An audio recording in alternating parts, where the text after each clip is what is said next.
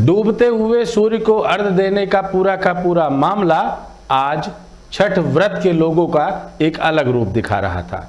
इसी पूरे के पूरे मामले को कवर करने के लिए श्री साथी दीपक झा ने दिल्ली के जल विहार पर छठ घाट के आयोजन का पूरा यह मामला कवर किया।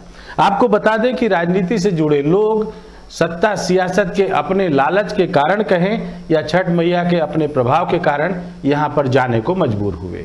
यहां पर आके आपको सब कुछ दिखा। भक्त दिखे जो दिल्ली सरकार के द्वारा गड्ढा खोदकर बनाए गए घाट में छठ मैया की पूजा कर रहे थे, क्योंकि यमुना जी के घाट पर सियासी ताकतों का अपना रोग या यूं कहें झाग का अपना जो पूरा मुद्दा है वो हावी रहा है। लेकिन दिल्ली सरकार द्वारा बनाए गए पार्कों में इस तरीके के घाटों पर व्रतियों ने अपने अपने व्रत का पूरा पालन किया और सूर्य को अर्घ्य दिया। दीपक झा ने कोशिश की कि आखिर इस पूरे के पूरे छठ महापर्व का महात्म क्या है, जाने समझे और सुने।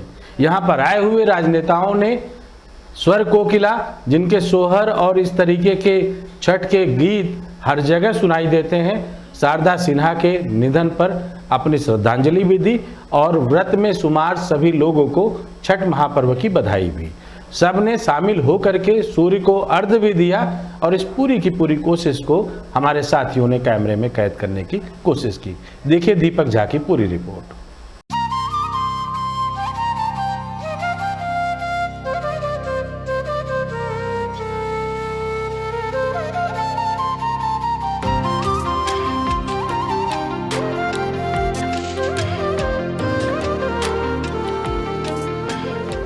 छठ की महापर्व की शुरुआत हो गई है। छठ की महापर्व की शुरुआत हो चुकी है। अभी देख सकते हैं चारों तरफ जो छठ अपने आप छठ का जो तीसरा दिन है, आप देख सकते हैं चारों तरफ शाम की अर्घ दे रहे हैं। अभी चारों तरफ देख सकते हैं इस तरफ अपना हाथ में नारियल लेके धूप लेके इस तरफ आप देख सकते हैं ये लेडीज लोग एक दूसरे को सिंदूर लगा रही है, अर्घ देने के लिए खड़ी है। छठ का आज तीसरा दिन है और चौथा दिन जो सुबह की अर्घ होती है। आप देख सकते हैं तमाम कमाबेश चारों तरफ एक जो बिहार यूपी और बिहार वाले को जो होते हैं ना, कहीं भी रहे लेकिन छठ तो मनाना है। अब हम इन लोगों से जानेंगे भी जो छठ का महत्वपूर्ण क्या होता है, क्योंकि आप देख सकते हैं जो चारों तरफ जो अर्घ दे रहे हैं, चारों तरफ देखिए जो लेडीज अपने माथे पे सिंदूर लगा के तमाम चीज़ लगा के एकदम खुशी से चारों तरफ आपको पीछे साइड आपको दिखा दूँ तो चारों तरफ आप देखिए जो कमाबेश एकदम खुशी मना रहे हैं छठ की। और मैं आपको इन लोगों से जुड़ेंगे और बात करेंगे जिन लोगों की छठ की महत्वपूर्ण क्या है, अर्घ की महत्वपूर्ण क्या है। क्योंकि कमाबेश आपको मैंने ये भी दिखाया था जो ठकुआ को बोलते हैं, जो वही ठकुआ प्रसाद जो बनाते हैं वही आज शाम में आके अर्घ देते हैं और सब भगवान को भोग लगाता है। और सुबह की बात करें तो छठ की वो चौथा दिन होती है जो भगवान उगते हुए सूर्य को अर्घ देते हैं। अब कमाबेश आप देख सकते हैं चारों तरफ लोग पानी में खड़े हैं। कमाबेश ठंड का भी मौसम है, कुछ ठंड भी पड़ने लगा है शाम से, देख सकते हैं। मैं इन लोगों से भी देखूंगा जो अर्घ का महत्वपूर्ण क्या होता है। कहीं ना कहीं आपको ये बता दूंगी कि यूपी और बिहार वाले लोग कहीं भी रहे हैं लेकिन छठ तो मनाना है। क्योंकि बात करें छठ की तो इन लोगों का यही रहता है उत्साह, जो एक महापर्व माना गया है छठ का। क्योंकि इन लोगों से मैं जुड़ूंगा भी और बात भी करूंगा कि इन लोगों का क्या कहना है। कहीं ना कहीं छठ का आप देख सकते हैं चारों तरफ मैं बता दूं ठकुआ प्रसाद आप देख सकते हैं इस तरफ सब लोग आराम से बैठे हुए हैं, तमाम चीज़ खुशी मना रहे हैं। इन लोगों का महत्वपूर्ण क्या होता है और कितनी खुशहाली है कमाबेश आपको मैं यही दिखाने की कोशिश। आप देख सकते हैं चारों तरफ देखिए ये प्रसाद बना हुआ है। क्योंकि मैंने आपको बच्चों वीडियो के माध्यम से भी ये दिखाया था जो ठकुआ और प्रसाद जो बन रहा था कल दूसरा दिन जो बन रहा था वही आज तीसरे दिन छठ की है। और इन लोगों ने शाम की अर्घ देने के लिए बैठे हुए और चौथा रोज यानी सुबह की जो अर्घ होगी, सुबह उगते हुए सूर्य को अर्घ दिया जाएगा। लोग सब जानते भी हैं इन लोगों को क्या कहना है। कहीं ना कहीं छठ की बात करें तो यूपी और बिहार वाले छठ की महत्वपूर्ण माना गया है। अब इनसे भी जानते हैं छठ का क्या महत्वपूर्ण होता है। नहीं पता आप लोगों को? आप लोग ये छठ मना रहे हैं, छठ की ये महत्वपूर्णता क्या होती है? महत्वपूर्णता की इसमें बहुत मतलब 3 दिन हम बिना पानी के रहते हैं तो मतलब छठ माता की शक्ति से हम बिना जल पानी के ऐसे ही खुशी मनाते हैं। छठ का आज तीसरा दिन है, शाम को अर्घ दिया जा रहा है तो क्या लगता है इसका क्या महत्वपूर्ण? लोग यही कहना है जो हम लोग अर्घ देते हैं और बिना पानी पिए हुए रहते हैं और अर्घ देते हैं, जो भी मनोकामना मांगते हैं वो पूरा होता है। तो क्या लगता है आपको? हाँ, मनोकामना पूरे होते हैं, हर साल हम करते हैं ये। और आज तीसरा ही दिन है और कल सुबह खत्म हो जाएगा। तीसरा दिन है, कल सुबह जो चौथा दिन होगा जो सुबह उगते हुए सूर्य को अर्घ देंगे, तो आज डूबते हुए सूर्य को अर्घ दिया जाता है। तो क्या लगता है आपको? क्या लगता मतलब ये बहुत मतलब प्रसिद्ध त्योहार है बिहारियों का। तो ये हम मतलब हमेशा शुरू से ही करते आए। तो इसमें बहुत शक्ति है। खुशी खुशी हम सब लोग पूरे घर के परिवार कर लेते हैं, सब लोग सहयोग करते हैं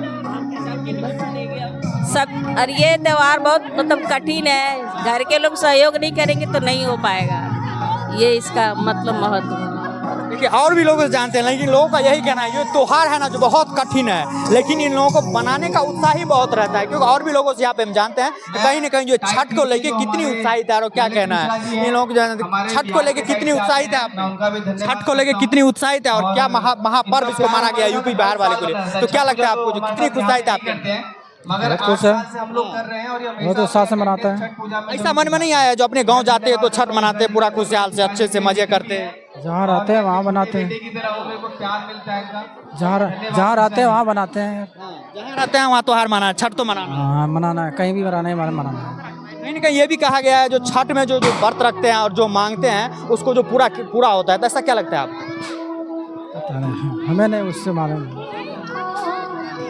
और भी लोगों से यहाँ पे जानते हैं कहीं ना कहीं लोगों का क्या कहना है, क्योंकि अब चारों तरफ देखिए जो खुशहाली है छठ को मनाने के लिए, और लोगों का यही कहना है जो ये छठ जो है ना महापर्व माना गया है। कहीं ना कहीं लोगों का यही कहना है जो छठ का महापर्व माना गया है। आप देखिए चारों तरफ आप यही देख सकते हैं जो लोगों का क्या कहना है, और लोगों को एकदम उत्साहित और खुशी होता है। चारों तरफ आप कमाबेश आप देख सकते हैं। अब हम दिल्ली के जल विहार मौजूद है, आप देख सकते हैं यहाँ पे छठ घाट पे तमाम लोग मौजूद हैं। छठ का एक उत्साहित होता है यूपी बिहार वाला का अलग ही होता है, क्योंकि छठ यूपी बिहार वाले जो कहीं भी रहे लेकिन छठ तो मनाने हैं। इन्हीं सब मुद्दों के लिए हम इनसे समझाते हैं छठ की कितना उत्साहित है और कितनी खुशी है, क्योंकि अब हम दिल्ली में मौजूद हैं। दिल्ली में रह के यूपी बिहार वाले कितने उत्साही से छठ को ये पर्व को मनाते हैं। क्या नाम है सर आपका? ललित मिश्रा।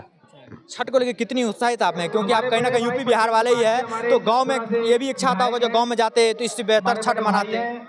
हाँ, गांव नहीं जा पाते हैं तो यहीं अपना उत्सव के साथ मनाते हैं छठ।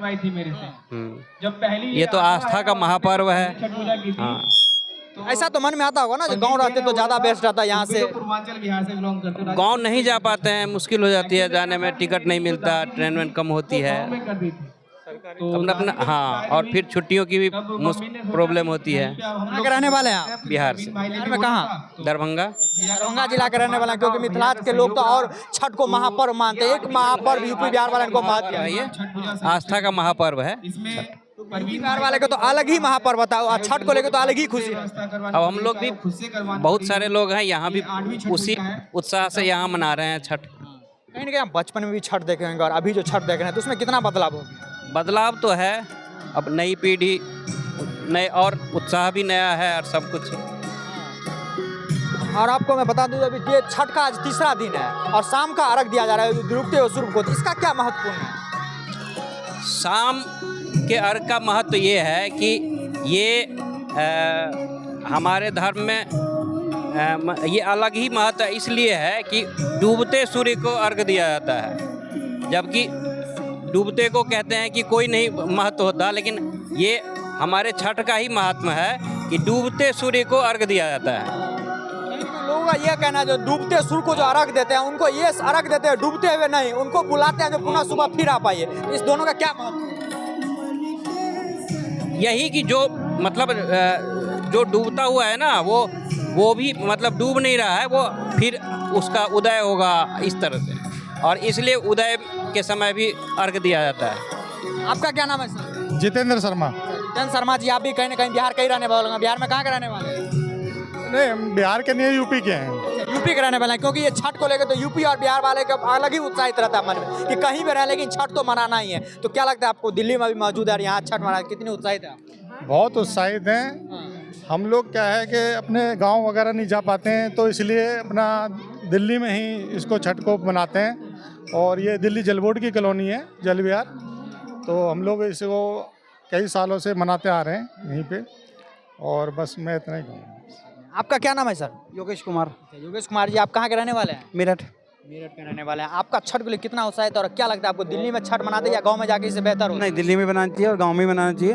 और काफ़ी टाइम से यहाँ पे बनाया जा रहा है और हमें बहुत अच्छा लगता है। हम इसी कॉलोनी में साथ रहते हैं और राजीव के पड़ोसी हैं। ऐसा तो भी मन में आता होगा ना, जो गांव में रहते तो इससे ज्यादा मजा आता होगा, एकदम उत्साहित होकर दिल खोल के छठ मनाते हो यहाँ पे खुशहाली। नहीं ऐसा कुछ नहीं है, गांव में भी जितना होता है ऐसे उतना यहाँ पे भी है। बिल्कुल कहीं भी रहे लेकिन छठ मना। बिल्कुल बहुत धूमधाम से मनाना पड़ता है। ये अर्घ का क्या महत्वपूर्ण होता है, ये थोड़ा ही बताइए। हैं?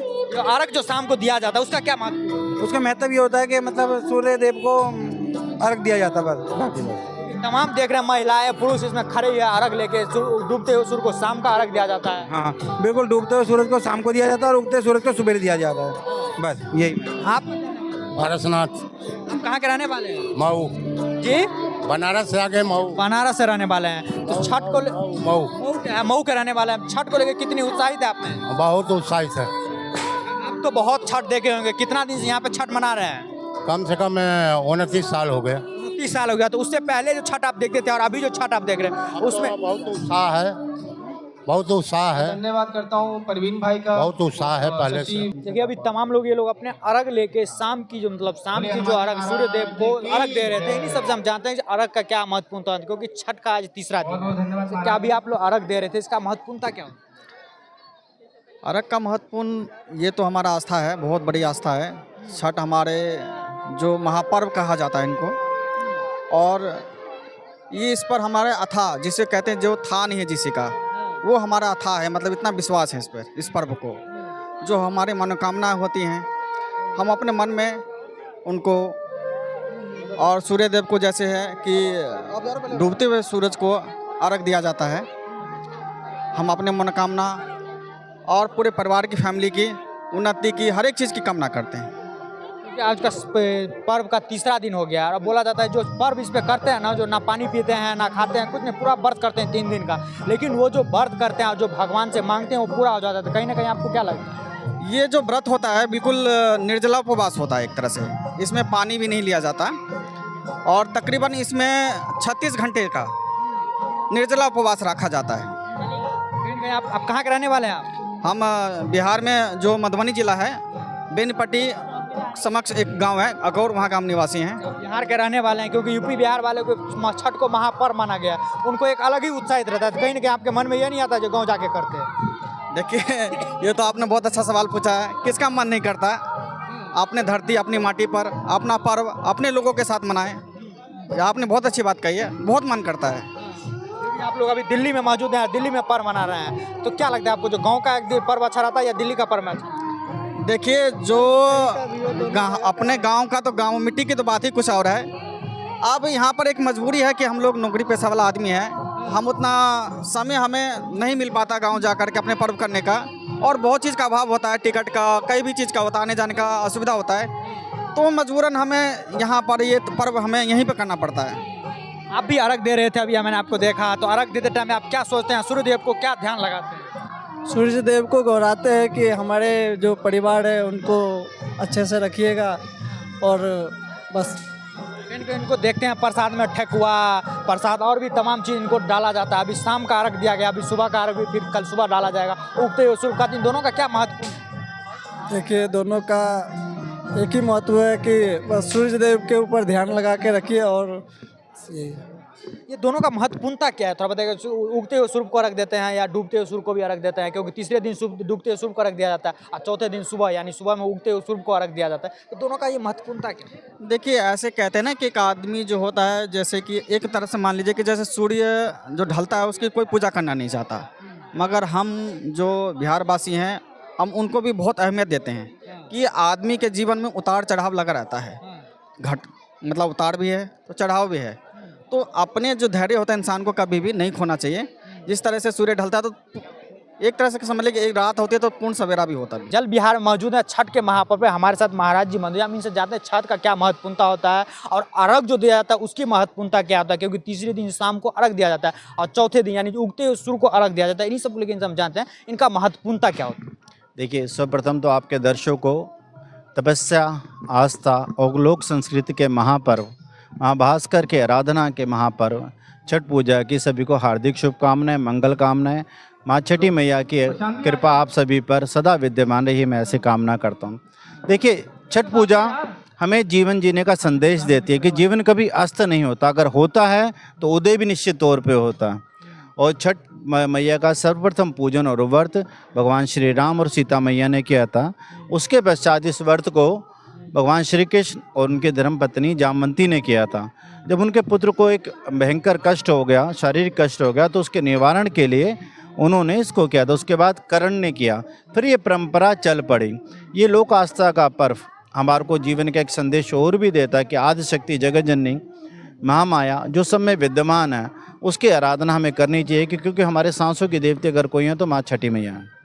इनके लोगों का ये भी कहना है जो अर्घ देते हैं, जो हम लोग 3 दिन का व्रत करते हैं, उसमें ना पानी पीते हैं, जल कुछ नहीं पीते हैं, और जो मनोकामना रखते हैं वो पूर्ण हो जाता है। तो आपका क्या कहना है, ये एक लॉजिक है या कुछ मतलब ऐसा है? पहली बात आपसे बता दूं कि सनातन संस्कृति स्वयं में एक बहुत बड़ा विज्ञान है। उसमें ये कहा गया कि प्रकृति के हर स्वरूप को परमेश्वर माना गया।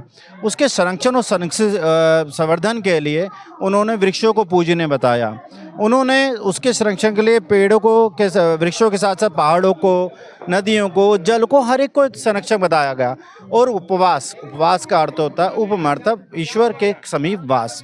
जब हम उपवास रखते हैं तो हमारी जो शारीरिक संरचना है उसके अंदर जो नेगेटिव एनर्जी है, जो अपरिदृष्ट पदार्थ हैं, वो इस उपवास के द्वारा बाहर निकल जाते हैं। और तपस्या जो है हमारे को रिफ्रेश होने के एक तरफ ले जाती है। तो अपने आप में एक विज्ञान है ये सनातन संस्कृति। ये उपवास, कठिन तपस्या हमारी जो है ना, समय आप जानते हैं कि तपस्या जो हमारी परीक्षा लेती है हमारी शारीरिक अवस्था का, हमारी मानसिक अवस्था का, हमारी धार्मिक अवस्था का। जिस इस परीक्षा में उत्तीर्ण होते हैं तो निश्चित तौर पे हमें परमेश्वर रूपी आनंद प्राप्त होता है। जो शाम को जो डूबते हुए सूर्य को अर्घ दिया जाता है उसका क्या महत्वपूर्ण है, और उगते हुए सूर्य को यानी सुबह में जो अर्घ दिया जाता है, इन दोनों का क्या महत्व? देखिए, सर्वप्रथम तो मैंने आपसे बताया ना कि इस तरह के अगर कोई प्रत्यक्ष देवता हैं तो भगवान भास्कर सूर्य देव जी ने महाराणा है, जिनकी वजह से इस पृथ्वी पे जीवन है। तो जब उनके अस्त उसको मतलब कि रूप को अर्घ दिया जाता है तो एक संदेश देता है कि जीवन है ये अस्त भी होगा। और जब पुनः उदय की तरफ दिया जाता है तो उसमें कहते हैं कि अगर आप निराशा से जीवन जी रहे हैं तो इस उदय की तरफ देखिए, भगवान भास्कर की तरफ देखिए, जो नित्य अस्त होते हैं और नित्य होते थे। जीवन चक्र को चलाने के लिए हमारा अस्त होना भी जरूरी है और उसके पश्चात उदय होना भी जरूरी है। इसका कोई टाइमिंग भी होता है अर्घ देने का, जैसे सुबह अर्घ देते हैं या शाम को अर्घ देते हैं, उसका कोई टाइम टेबल भी होता है? देखिए, निश्चित तौर पर क्या संध्या के समय भगवान जो है वो अस्त हो रहे होते हैं, उसी समय उनको अर्घ दिया जाता है। और उदय जब होते हैं सूर्योदय का समय, हमारे यहाँ तो मुहूर्त बहुत महत्वपूर्ण है। किसी भी कार्य, किसी पूजा के अंदर मुहूर्त निश्चित तौर पर देखा जाता है, क्योंकि उस समय ग्रह स्थिति, नक्षत्र स्थिति जब अनुकूल होती है। जब आप कोई भी कार्य करने के लिए क्या अनुकूलता ही तो ढूंढते हैं ना, वातावरण की अनुकूलता, समय की अनुकूलता। तो उसी तरीके से मुहूर्त जो एक अनुकूलता का अभिप्राय है कि जिस समय ग्रह दशा अनुकूल हो, नक्षत्र दशा अनुकूल हो, उस समय किया गया कार्य आपको हमेशा सफलता प्रदान करता है। अभी हम दिल्ली के जल विहार में मौजूद हैं। आपको बता दें कि छठ का महापर्व की शुरुआत हो चुकी है। आज तीसरा दिन है, शाम का अर्घ दिया जाए। इन सब मुद्दे को लेके हमारे साथ नलिन त्रिपाठी जुड़ गए। हम इनसे बात करते हैं कि छठ का महत्वपूर्ण क्या है। अर्घ तो दिया जाता है, शाम की अर्घ और कल सुबह यानी चौथा दिन की जो अर्घ होगा, इन सब लोग इनसे जानते हैं इनकी महत्वपूर्णता क्या होता है। सब देखिए, ये लोक आस्था का पर्व है, महापर्व है, जिसको पूर्वांचल के लोग बड़ी श्रद्धा से मनाते हैं। ये 4 दिन का व्रत अनुष्ठान लोग पूरा करते हैं। और आज ये डूबते हुए सूरज को अर्घ दिया जाता है। लोग डूबते हुए सूरज से, डूबते हुए नाव से दूर हटते हैं। पूर्वांचली है कि उसकी भगवान भास्कर की पूजा करता है। और कल सुबह का अर्घ देने के बाद ही ये व्रत पूर्ण होगा। और उसके बाद ही महिलाएं जो यहाँ व्रत खड़ी हुई हैं वो लोग अन्न ग्रहण करेंगे। बात करते हैं छठ पर्व की, तो छठ का जो पर्व का जो गीत है, जो शारदा सिन्हा जी जो गाते थे, वो तो छठ के दिन ही चले गए। तो उनका क्या यादें चारों तरफ घूम रहा है, तो उनका क्या लगता है? आप हर जगह सोशल मीडिया पे देख रहे हैं और विस्तृत में देखिए, जो अच्छे काम हैं, जो अच्छे लोग हैं, जो उन्होंने दिया है छठ के लिए अपने लोग, अपनी आवाज़, वो हमेशा याद की जाएगी। जैसे लता जी नहीं है, उनकी आवाज़ याद की जाती है, वैसे इनका भी आवाज़ हमेशा जीवन में लोग याद। बात करें उनकी गीत की, तो चारों तरफ छठ का एक तो समझिए उनका गीत ही एक छठ माना गया था। पूरे बिहार का, पूरे मतलब भारत का ही बात करें तो छठ का गीत मतलब शारदा सिन्हा की माना गया था। तो उनकी ना रहने की क्या मतलब? देखिए, जो आया है उसको जाना है, लेकिन ये ठीक है कि वो ऐसे पुण्य दिन पे उनका प्रस्थान हुआ, लेकिन उनकी आवाज़, उनकी काम जिंदगी में कोई भूल नहीं सकता और वो हमेशा लोगों के दिल में वास करेंगे।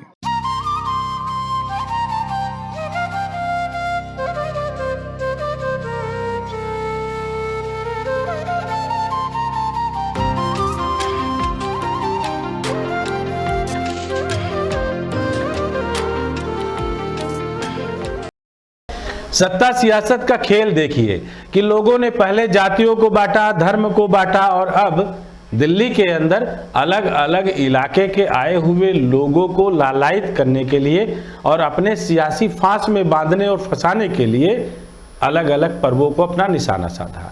जब बात हम पूर्वांचल और बिहार की करते हैं तो छठ महापर्व की छठा अपने आप में निराली होती है। कहा जाता है कि छठ महापर्व में भाग लेने वाला हर एक व्यक्ति छठ से इस तरीके से जुड़ा होता है कि वो मान के चलता है कि बिना इसमें उसकी भागीदारी, सूर्य को दिए गए अर्घ और इस पूरे के पूरे महापर्व में शामिल हुए और बिना परिवार और समाज के लोगों के साथ जुड़े हुए उसके जीवन का कोई मायने नहीं रखता। शायद यही सोच करके दिल्ली के अंदर रोजी रोटी की तलाश में आए अपना पेट पाल रहे लोग जो यहाँ पर प्रवासियों की भूमिका निभा रहे हैं, भले ही उन्होंने अपना घर, आशियाना, अपना रोजगार, व्यवसाय सब कुछ बना लिया है, छठ महापर्व को दिल्ली में ही बनाने को मजबूर है। अलग अलग सत्ता सियासत से जुड़े हुए लोगों ने घाटों का मुद्दा उठाया और घाटों का निर्माण किया, लेकिन आम आदमी पार्टी के दो ही नेता, एक विधायक और एक पार्टी की अपनी पदाधिकारी, दोनों की भाषा ने यह साफ बताया कि कहीं लोचा जरूर है। लोचा क्या है कि विधायक साहब को लगता है कि केजरीवाल और दिल्ली सरकार ने 1100 घाटों का निर्माण किया, तो गुप्ता जी को लगता है कि 2000 घाटों का निर्माण किया है। ये 900 घाटों का जो मुनाफा है या यूँ कहे जो गैप है, मार्जिन, एरर, डिफरेंस, कुछ भी कहें, यही सरकारी सोच और कागजों की अपनी कार्रवाई का खेल है। सत्ता सियासत से जुड़े लोग इसी खेल का फायदा उठा रहे हैं। अगर महापर्व में हिस्सा लेने वाले सभी लोग अपने गांव पोखरों पर जाते तो शायद इनकी सियासी दुकान बंद हो जाती और हमें गड्ढों में खड़े होकर के अपने पुरखों पुरानियों के द्वारा दिए गए इस महापर्व का इतना अपमान न सहना पड़ता। बहरहाल ये छठ के घाट की भीख का आंकड़ा भी यह बताने के लिए काफ़ी है कि लोचा है, खेल है और सिर्फ इस पे सियासत जारी है। सुनिए आम आदमी पार्टी के विधायक और इस पदाधिकारी की पूरी बातचीत और समझिए कि आखिर खेल कितना गंदा है। अभी हम दिल्ली के जल विहार में मौजूद हैं। आपको देख सकते हैं जो हमारे विधायक, आम आदमी पार्टी के विधायक मौजूद हैं। हम इनसे जानते हैं कि छठ को लेकर कितनी उत्साहित है और कितनी क्या व्यवस्था यहाँ के पब्लिक को लेकर है। कहीं ना कहीं क्योंकि बात करिए छठ की तो महत्वपूर्ण यूपी बिहार वाले दिए हैं, इन्हीं समुद्र के हम जानते हैं क्या छठ को लेकर क्या कहना। छठ पर जो है पूरी दिल्ली में बहुत शानदार, बहुत धूमधाम से मनाया जा रहा है और छठ पर्व में लगभग दिल्ली में 1100 घाटों पे छठ पूजा का आयोजन दिल्ली सरकार द्वारा किया जा रहा है। छठी मैया का आशीर्वाद बहुत ज़्यादा अरविंद केजरीवाल जी के ऊपर है, पूरी दिल्ली के लोगों के ऊपर है, दिल्ली सरकार के ऊपर है और इसी तरीके छठ मैया अपना आशीर्वाद बनाए रखें और दिल्ली के लोगों को इसी तरह की समृद्धि प्रदान करें। सर देखिए, सीधा सवाल और सटीक सवाल ये है सर, यमुना जी में आप देखें छठ से पहले इतना यहाँ पे वो झांक बन गया था, अब प्रदूषण पूरा दिल्ली में फैल गया था, उसको लेकर आप क्या कहना है, क्योंकि ये छठ पर्व में ही ऐसा क्यों होता है? वो तो देखो प्रदूषण जो है वो नोएडा से आता है, यूपी से। हमारे दिल्ली में जमुना जी आती है, साफ़ रहती है, नोएडा में प्रदूषण आता है। और दूसरी चीज़ है कि वैसे भी हमने घाट बनाए हुए हैं ऐसे, जहाँ पे छठ पूजा होती है वो घाट में होती है, तो घाट में हमने दिल्ली सरकार सारी व्यवस्था कर रही है। घाट में लोग जो है वो उत्साह के साथ मना रहे हैं और जिनमें पॉलिटिक्स करनी है वो पॉलिटिक्स कर रहे हैं। ये छठ का यूपी बिहार वाले महत्वपूर्ण दिया गया, क्योंकि यूपी बिहार वाले का ये छठ का महापर्व मानते हैं। जी सब देखते हैं, जो यमुना जी का बात करें तो यहाँ पर हर साल छठ में ही प्रॉब्लम आ जाता है और फिर उसको बार बार केमिकल से साफ करा जाता है, लेकिन ऐसा बार बार क्यों हो जा रहा है? और अभी देख रहे हैं सामने चुनाव भी आ गया है। नहीं देखिए, वो तो अपोजिट जो पार्टी है उनका तो काम ही यही है कि किसी तरीके से राजनीति करना। उनको कोई मुद्दे मिल नहीं पाते, तो इसलिए वो राजनीति करते हैं। आप देखिए केंद्र सरकार ने दिल्ली में कितने छठ घाट बनाए, 0 छठ घाट बनाए। दिल्ली सरकार ने कितने छठ घाट बनाए, अरविंद केजरीवाल की सरकार ने 1100 बनाए। तो आप सोच समझ लीजिए कौन छठ मैया को प्यार करता है, छठ मैया के लिए काम कर रहा है, पूर्वांचल साथियों के साथ लगा हुआ है। कौन लगा हुआ है? जिनने 0 घाट बनाए, जिनने 1100 घाट बनाए, वो खुद समझदार है, जनता खुद समझदार है। आम आदमी पार्टी का हमारे साथ रीना गुप्ता जी मौजूद हैं। हम इनसे जानते हैं कि छठ को लेकर कितना क्या व्यवस्था करवाया, क्या इनका छठ को लेकर खुशहाली और क्या छठ, ये जो यूपी बिहार वाले की बात करें तो छठ का बहुत ही महत्वपूर्ण माना गया। इन्हीं को लेकर इनसे हम बात करते हैं कि छठ को लेकर क्या माना गया आपको। देखिए, छठ जो त्यौहार है, जो पर्व है, वो पूरे पूर्वांचल में बहुत अच्छे से मनाया जाता है। तो आम आदमी पार्टी की और अरविंद केजरीवाल जी की ये पूरी एक मुहिम है कि दिल्ली में हमारे जितने भी पूर्वांचल भाई बहन हैं उनको प्रॉब्लम ना हो, कोई उनको कठिनाई ना हो, दूर ना जाना पड़े। तो दिल्ली में लगभग 2000 छठ के घाट जो हैं वो सरकार की तरफ से बनाए गए हैं। बहुत ही बढ़िया त्यौहार है कि पूरा प्रकृति को याद किया जाता है, सूर्य देवता को याद किया जाता है और बहुत खुशी है कि आसपास के सारे लोग मिलके इसको मना रहे हैं। छठ को यूपी बिहार बाल के बहुत ही महत्वपूर्ण दिया गया, लेकिन एक बात बताइए, यमुना जी का इतना हालत क्यों खराब हो गया छठ को लेकर? देखिए, यमुना जी की जो फोटो दिखाई जा रही हैं वो पूरे साल तो यमुना जी में कभी कुछ नहीं होता, तो ऐसा क्यों है कि हर बार छठ से पहले ही कुछ ना कुछ ऐसा फोटो आता है सामने? मुझे ऐसा लगता है इसमें कहीं ना कहीं कोई साजिश है कि छठ के समय में यमुना मैया की ऐसी फ़ोटो आती हैं। पूरे साल तो कभी ये फ़ोटो नहीं देखी, तो इसके पीछे कोई साजिश है और मुझे लगता है इसकी तहकीकात होनी चाहिए, क्यों छठ से पहले यहाँ पे ये झांक दिखाई देते हैं। बात करें यमुना जी का, तो जैसे ही छठ आता है तो हर बार झांक देखने को मिल जाता है। अभी तो सामने चुनाव है, उससे पहले देखिए जहाँ पे झांक आ रहा है उससे अगला जो घाट का बात करें तो वहाँ पे उसको बंद भी कर दिया गया, यहाँ पे कोई छठ मतलब नहीं मनाएंगे। तो ऐसा क्या लगे? वो वहाँ पे कुछ कोर्ट का ऑर्डर है कि उस एरिया में कुछ एनजीटी का, सुप्रीम कोर्ट का ऑर्डर है कि वो एरिया में छठ नहीं मना सकते। उसके पीछे क्या कोर्ट का वो है, कोर्ट की क्या थिंकिंग है, उसके बारे में मुझे जानकारी नहीं है। लेकिन चाहे यमुना मैया हो चाहे गंगा मैया हो, ये सारी जो हमारी जितनी भी नदियाँ हैं ये अलग अलग हमारे प्रदेशों से गुज़रती हैं। तो ये अगर यमुना मैया हो या गंगा मैया हो, उनकी अगर हम सफाई नहीं कर पा रहे हैं तो उसकी जिम्मेदारी केंद्र सरकार को लेनी पड़ेगी, क्योंकि कोई एक प्रदेश सफाई नहीं कर सकता, सबको मिलके काम करना पड़ेगा। अगर यूपी से और पूरा गाज़ियाबाद में आप देखिए, अगर अनट्रीटेड उसमें सीवेज वाटर डाला जाएगा तो वो तो दिल्ली की यमुना मैया को भी परेशान करेगा ना। तो इसलिए मेरी केंद्र सरकार से अपील है कि सब लोगों को मिलके, चाहे यमुना जी हो चाहे गंगा जी हो, उनका देखभाल करनी चाहिए। कहीं ना कहीं आपका यही कहना है जो केंद्र सरकार को मिलके इस पे काम करना, कहीं अकेला दिल्ली सरकार इसको सफाई में नहीं, सारी सरकारों को आपको मिलके काम करना पड़ेगा। सूर्य का अर्घ शाम का, यानी शाम का अर्घ देके तमाम लोग अब यहाँ से जा रहे हैं। अब सुबह पुनः फिर आएंगे इसी घाट पे, यहीं पे उगते हुए सूर्य को अर्घ देंगे, क्योंकि तमाम लोग अभी अर्घ दिए हैं, अभी जा रहे हैं और फिर सुबह जो आएंगे और उगते हुए सूर्य को अर्घ दिया जाएगा। तमाम चीज़ वही देखेगा, उगते यानी कल चौथे दिन सूर्य देव को उगते हुए सूर्य को अर्घ दिया जाता है। वीडियो जर्नलिस्ट शक्ति के साथ दीपक झा, श्री न्यूज़, दिल्ली।